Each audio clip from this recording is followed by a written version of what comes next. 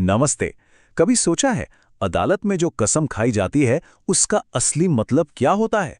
आज हम इसी के बारे में बात करेंगे भारतीय न्याय संहिता के सेक्शन 51 के हवाले से, और एक कहानी भी देखेंगे कि कैसे एक गवाह के झूठ ने पूरे केस का रुख ही मोड़ दिया।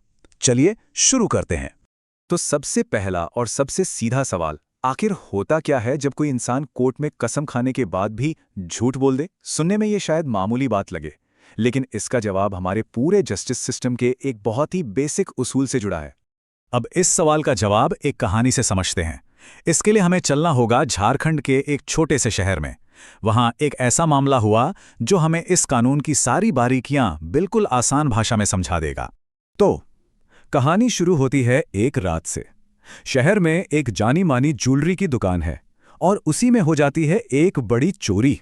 सोचिए, बहुत सारे गहने गायब और पूरे शहर में जैसे हड़कंप मच गया। अब जाहिर है पुलिस फौरन एक्शन में आती है, जांच शुरू हो जाती है। कुछ दिनों की मेहनत के बाद शक की सुई घूमती है रोहित नाम के एक आदमी पर। उसे गिरफ्तार कर लिया जाता है और केस पहुंचता है सीधा कोर्ट। अब इस केस का सबसे अहम किरदार है एक गवाह जिसका नाम है संजय। क्यों? क्योंकि संजय ने चोरी वाली रात दुकान के पास कुछ संदिग्ध लोगों को देखा था। मतलब उसकी गवाही इस केस के लिए बेहद जरूरी थी। तो चलिए अब सीधा चलते हैं कोर्ट रूम में। माहौल एकदम गंभीर है और अब बारी है संजय की गवाही की। एक ऐसा बयान जो पूरे केस का पासा पलट सकता था। और यहीं से कहानी में आता है असली ट्विस्ट। गवाही देने से ठीक पहले संजय कटघरे में खड़ा होता है और कसम खाता है, मैं जो कहूंगा, सच के सिवा कुछ नहीं कहूंगा। हम सब ने ये फिल्मों में देखा है ना? लेकिन ये सिर्फ एक डायलॉग नहीं है, ये एक बहुत ही सीरियस वादा होता है। पर उस कसम के ठीक बाद संजय ने जो किया वो हैरान करने वाला था। किसी लालच में आकर उसने जानबूझकर झूठी गवाही दे दी।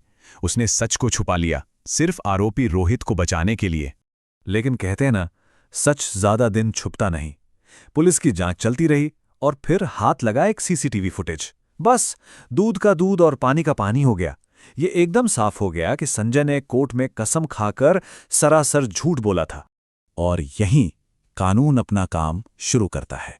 अब इस पूरे मामले को ठीक से समझने के लिए हमें भारतीय न्याय संहिता यानी BNS के सेक्शन 51 को समझना पड़ेगा। और इसे आसान शब्दों में समझाएंगे हमारे लीगल एक्सपर्ट W दास। देखिए, W दास का काम ही यही है, कानून को आम लोगों के लिए आसान बनाना। उन्होंने बताया कि ये जो पूरा केस है ना, ये सीधा सीधा BNS के सेक्शन 51 से जुड़ा हुआ है। यही वो सेक्शन है जो बताता है कि शपथ या ओथ का असली मतलब क्या है।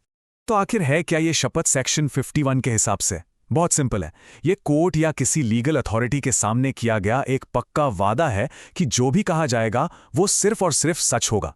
मतलब ये सच बोलने की एक कानूनी ड्यूटी बन जाती है। तो जो सबसे जरूरी बात यहां समझने वाली है वो ये है कि एक बार कसम खा ली तो उसके बाद झूठ बोलना कानून के खिलाफ है। ये कोई मामूली झूठ नहीं है, इसे एक सीरियस क्राइम, एक गंभीर अपराध माना जाता है।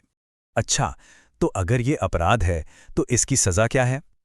देखिए, कानून के हिसाब से कसम खाकर झूठ बोलने पर जेल की सजा हो सकती है या फिर एक अच्छा खासा जुर्माना भी लग सकता है। और कुछ मामलों में तो ये दोनों सजाएं एक साथ भी दी जा सकती हैं।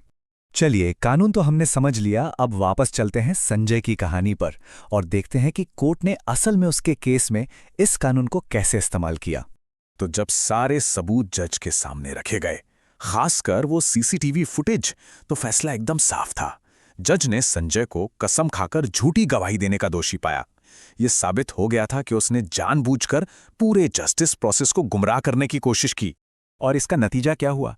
अदालत ने संजय पर जुर्माना लगाया और उसे कुछ समय के लिए जेल भी भेज दिया। ये फैसला एक बहुत ही क्लियर मैसेज था कि कोर्ट में झूठ के लिए कोई जगह नहीं है। ये पूरी कहानी और ये कानून हमें एक बहुत जरूरी बात सिखाता है, एक ऐसी बात जो हमारे पूरे जस्टिस सिस्टम की बुनियाद है। जैसा कि W दास ने बिल्कुल सही कहा, न्याय का आधार सच होता है। और ये सिर्फ कहने की बात नहीं है। जरा सोचकर देखिए, अगर कोर्ट में गवाही झूठ बोलने लगें तो क्या होगा? एक बेगुनाह को सजा हो सकती है और एक असली गुनहगार खुलेआम घूम सकता है।